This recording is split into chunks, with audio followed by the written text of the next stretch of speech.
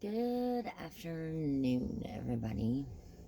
It is May 20th, 2023, Saturday.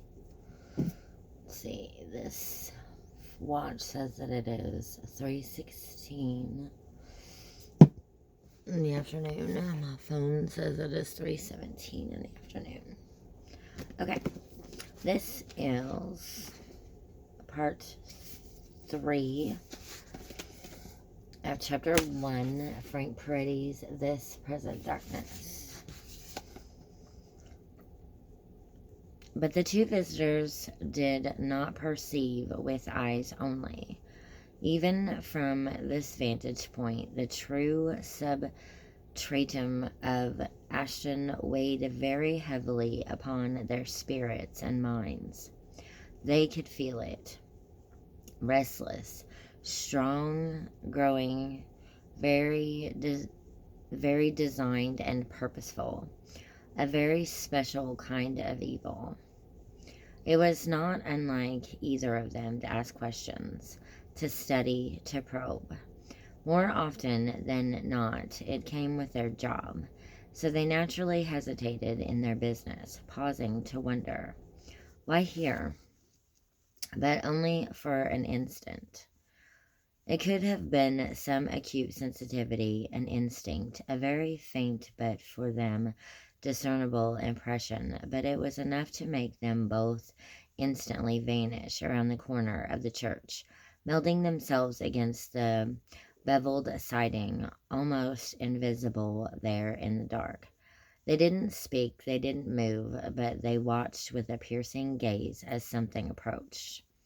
The night scene of the quiet street was a collage of stark blue moonlight and bottomless shadows, but one shadow did not stir with the wind as did the tree shadows, and neither did it stand still as did the building shadows. It crawled, quivered, moved along the street toward the church, while any light it crossed seemed to sink into its blackness, as if it were a breach torn in space. But this shadow had a shape, an animated, creature-like shape, and as it neared the church, sounds could be heard.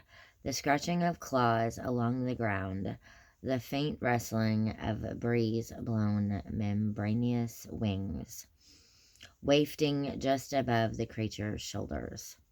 It had arms and it had legs, and it seemed to move without them, crossing the street and mounting the front steps of the church.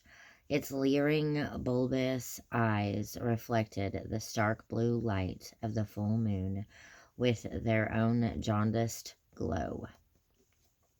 The gnarled head protruded from hunched shoulders, and wisps of rancid red breath seethed in labored hisses through rows of jagged fangs.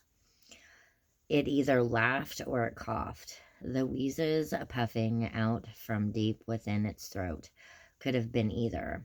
From its crawling posture, it reared up on its legs and looked about the quiet neighborhood, the black leathery jowls pulling back into a hideous death mask grin. It moved toward the front door. The black hand passed through the door like a sphere through liquid.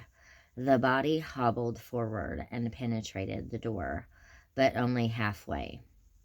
Suddenly, as if colliding with a speeding wall, the creature was knocked backward and into a raging tumble down the steps, the glowing red breath tracing a corkscrew trail through the air. Okay, so that is all for part 3, chapter 1, Frank Peretti's This Present Darkness. If you like this video, if you like this content, like this video and comment below. Thank you very much, and thank you for watching.